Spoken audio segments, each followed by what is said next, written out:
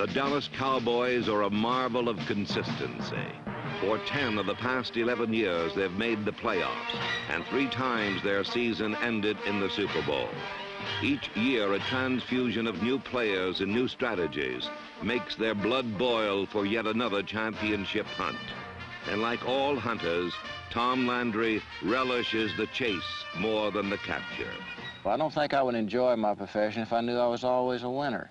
I think it's really the chase that's important. It's the challenge that you're after, much more than the winning. For 2 years, the Cowboys' road to an NFC Eastern title had led them through blind alleys of frustration and dead-ended failure. In 1976, the chase was mounted with a wild and woolly harem-scarum offense that stretched the breadth of the field while it girdled the length to 6 points.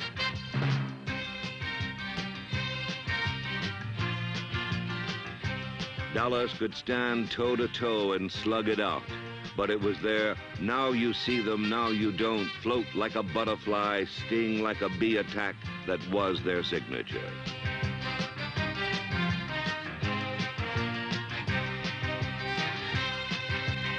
This wonderfully conceived offense spit out 296 points. And as one coach remarked, they come at you in so many ways with so many players that you don't have enough fingers to plug up the dike.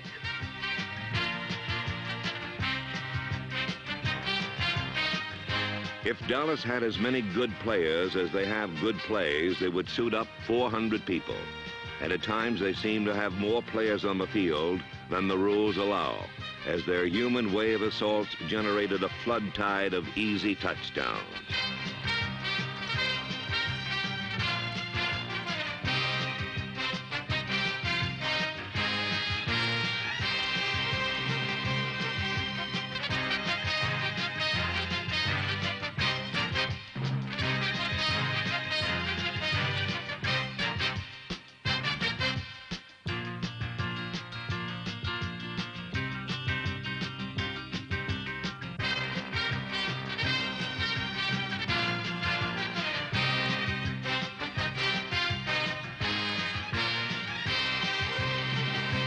The Cowboys won 9 of their first 10 games, and it became readily apparent that stopping their drive in the East would be harder than squeezing blood from a stone.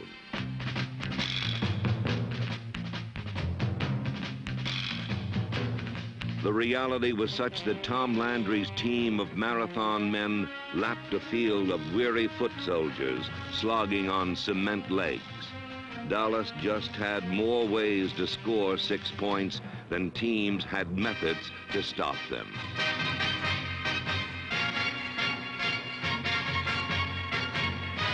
The Cowboys' wild and woolly style was mind-boggling. So exciting, in fact, that a season ticket bought you a seat you never sat in.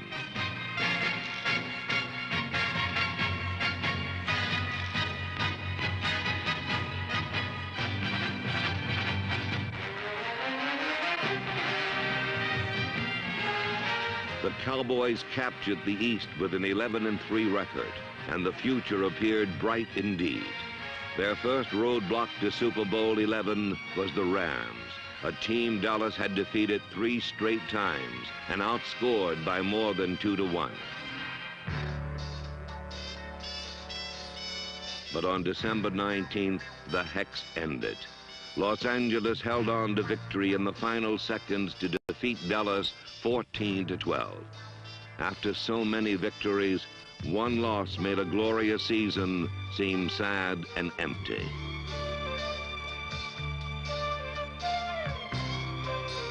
For 43 players, there were no lessons to be learned from this loss, but for one man, defeat has been his greatest teacher. I think the greatest thing that competitive athletics does for anyone is it teaches him how to meet defeat, not how to meet victory. Because I think that only through defeat is character built.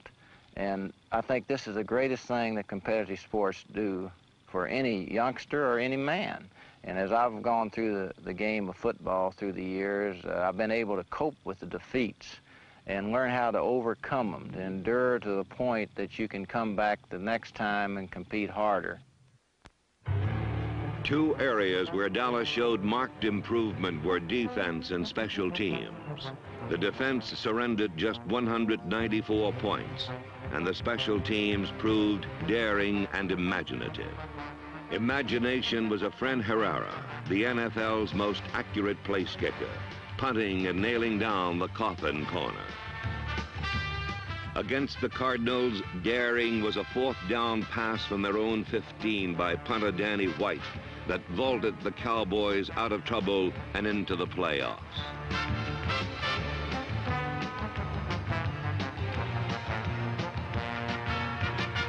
Special team members fly by the seat of their pants. It takes daredevils like return specialist Butch Johnson, number 86, and other young stars such as Saldi, Jensen, Hegman, Rafferty, Edson, Hughes, Reese, and Shawn.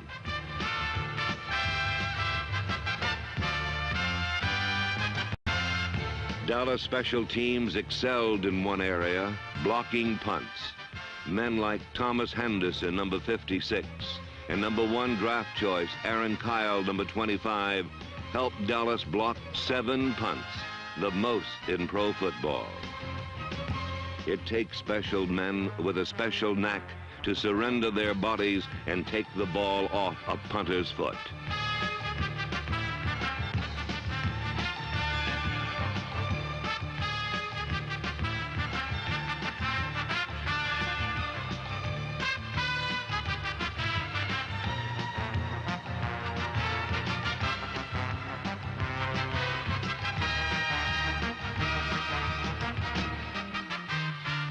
Although 6 points exceeded their grasp, the Cowboys accounted for 3 safeties and a season's worth of thrills and spills. Special teams are a stepping stone where young Cowboys mellow and mature until they finally earn their star on defense. The Doomsday defense is strong and veteran at tackle, where 12-year pro Jethro Pugh and seasoned and steady Larry Cole blend with 6-year Cowboy Bill Gregory. The coach on the field was Leroy Jordan. After 13 years as an all-pro and leader of the defense, Jordan announced his retirement. While the number 55 has been synonymous with excellence, Doomsday enjoyed a mix of budding stars and bona fide all-pros. Linebackers Bob Brunig, Randy White, D.D. Lewis, and Jordan operated behind a flexed front 4. Everyone in the flex had zones of responsibility, and they played it so well that only one running back gained 100 yards against it.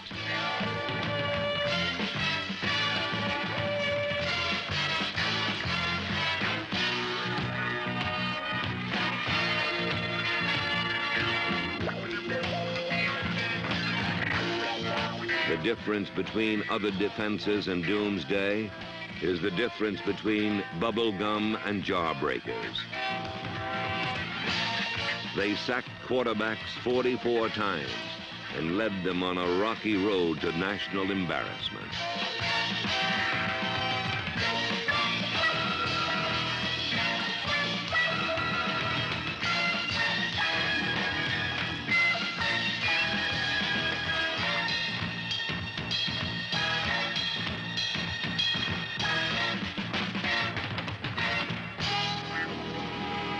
In the bewildering scheme of the Dallas defense, the coordination between pass rush and pass coverage means the difference between a sack, an interception, or a touchdown pass. Happily, the Cowboys are blessed with all-pro safeties Charlie Waters and Cliff Harris, and gifted cornerbacks Benny Barnes, Mark Washington, and Mel Renfro. Like the Mounties, the Cowboys always got their man, but in catching the robber, sometimes they dropped the loot.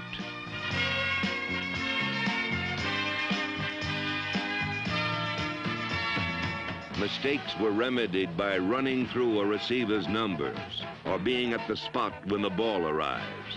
2 things Cliff Harris did quite well in 1976.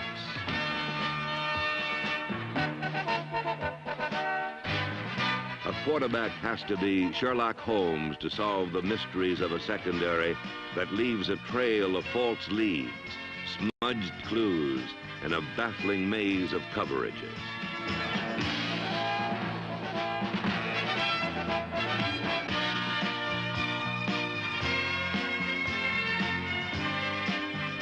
By year's end, the secondary, a supposed weakness, turned into a strength, and the deep defense became trusted allies to the big men up front.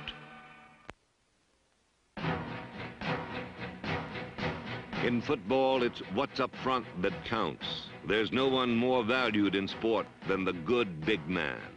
Someone big enough to blot out the sun or cloud a quarterback's vision. At 6'9", 265 pounds, Ed Too Tall Jones is a computer's printout of the ultimate quarterback's nightmare.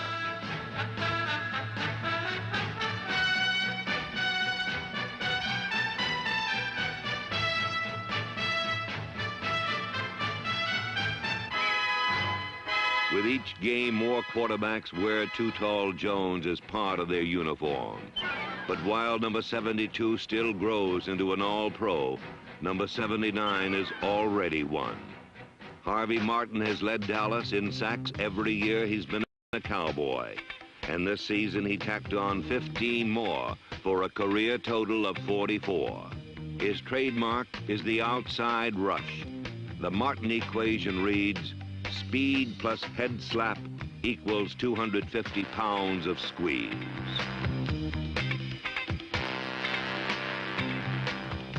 Against the New York Giants, Harvey took an inside route to pulverize Craig Morton and preserve a last-second victory.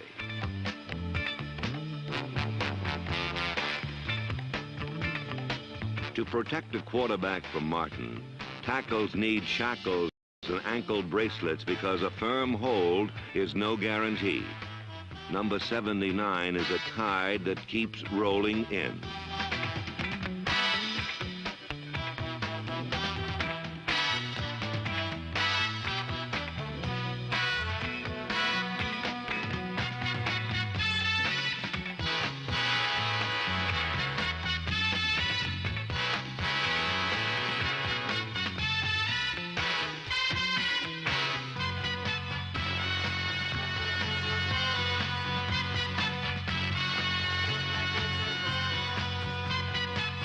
Because of players like Martin, this defense was one of the best in Cowboy history.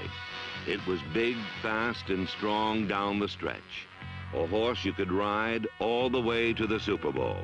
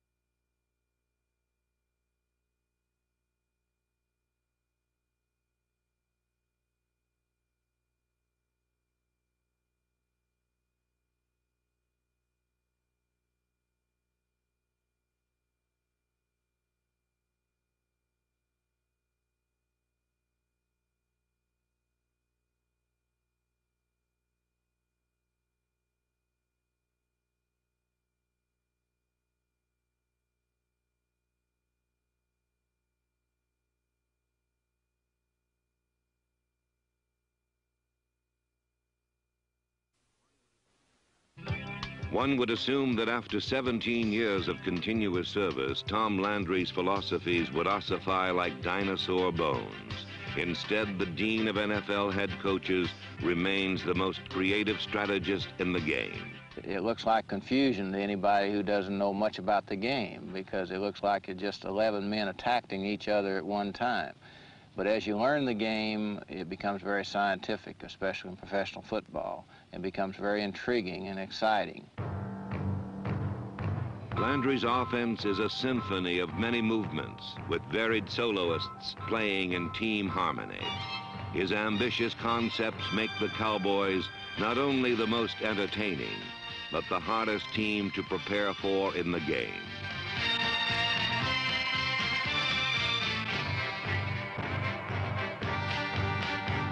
Critics claim Landry's offense is overly ornamental.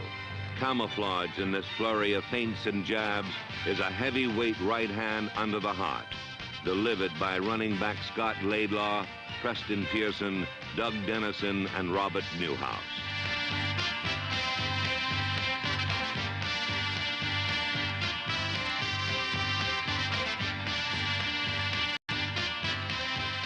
On the surface, the Cowboy offense is a gingerbread house chock full of goodies and surprises. Underneath, hard leadership is provided by Landry and quarterback Roger Staubach, the conductor through which all the lightning pass. I'm aggressive to a degree. As a quarterback, you got to keep your poise. You can't get overly emotional because you've got a lot on your mind. You've got to do a lot of things mentally to control the game, but I get very competitive, and where you can't be particularly a nice guy in the field because the aspect of the game and the type of game it is. You've got to be competitive, aggressive, and give everything you have physically. Always the bullseye for defenses, Roger modified his daring scrambles and invented the Staubach slide, a device that stole yards and years for his career.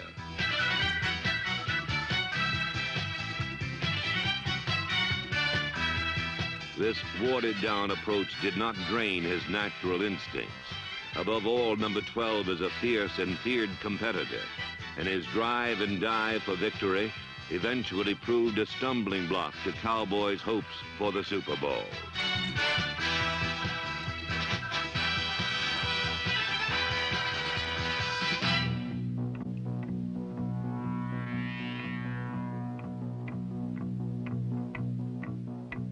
Midway through the season, Staubach tempted Dame Fortune once too often, and for the Dallas Cowboys, the season took an ominous turn.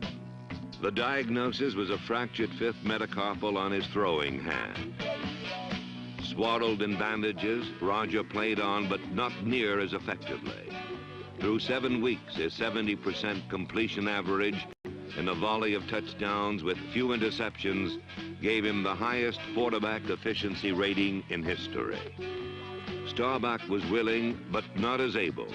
Teams that once swooned before this wild and woolly team now got up and danced on it. Their running game, once so valued, was kidnapped, ransomed, and never returned. The Cowboys tried varied rushing combinations to pep up their attack, but in effect they were hamstrung by injuries to Robert Newhouse. Without his primary back, Staubach was forced to rely heavily on the trusty shotgun, a passing formation that the Cowboys embellished with some new twists.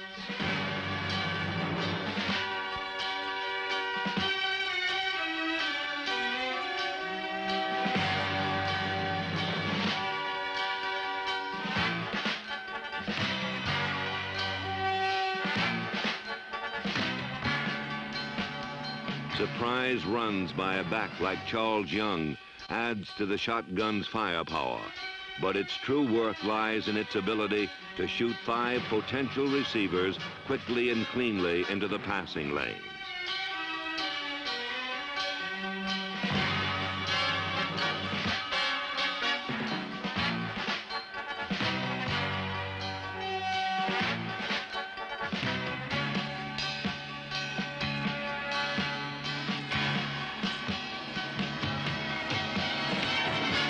The shotgun is indispensable in beating the clock by moving the ball surely and certainly and using the sidelines.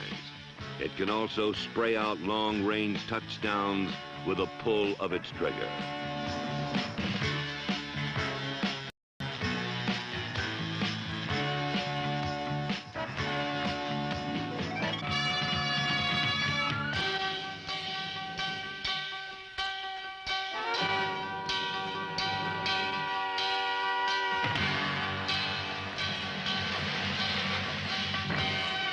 Formations and quarterbacks are worthless without a core of receivers with a knack for the end zone.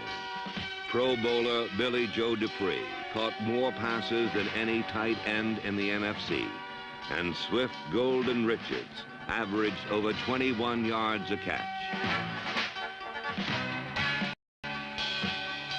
The best of the best was Drew Pearson, the NFC's leading receiver and the favorite subject of Roger Staubach.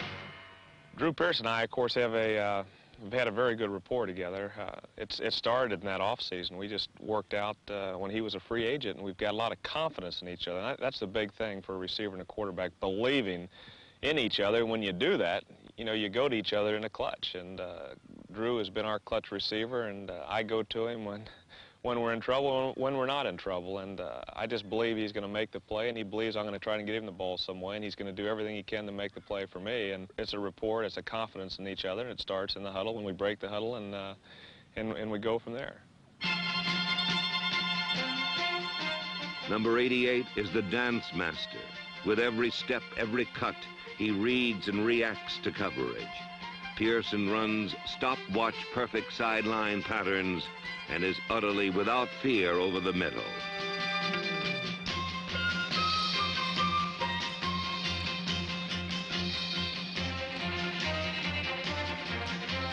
One coach aptly described Pearson's smooth, unhurried stride and ability to maneuver by saying, he's like an Indian running through the forest at night. Ram coach Chuck Knox said it simply and better with one word: sweet.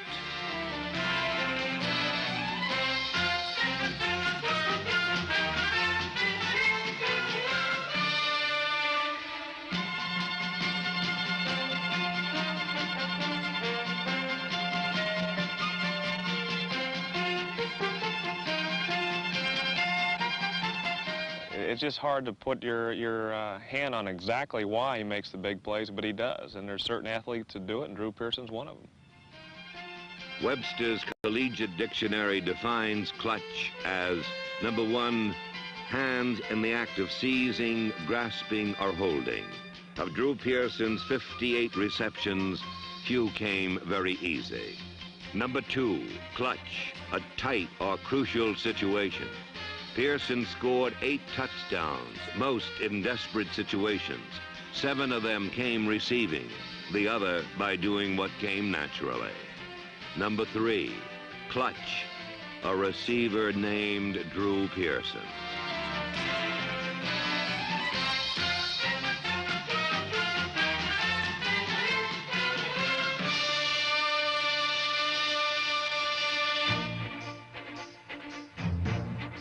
There is a fever at Texas Stadium where every Sunday offers a season's worth of excitement. The Dallas Cowboys are a team of enduring traditions. Dominant defense, explosive offense, and superior coaching. It is a team that does not dream of championships, but expects them. A team of captains and kings, Staubachs and Pearsons, and the men that make it all work. Fitzgerald, Nye, Lawless, Scott, Neely, Wright, and Donovan. They are solid and deep at every position, rich in young talent and unfailingly unpredictable. They are the wild and woolly Dallas Cowboys, the most exciting team in pro football.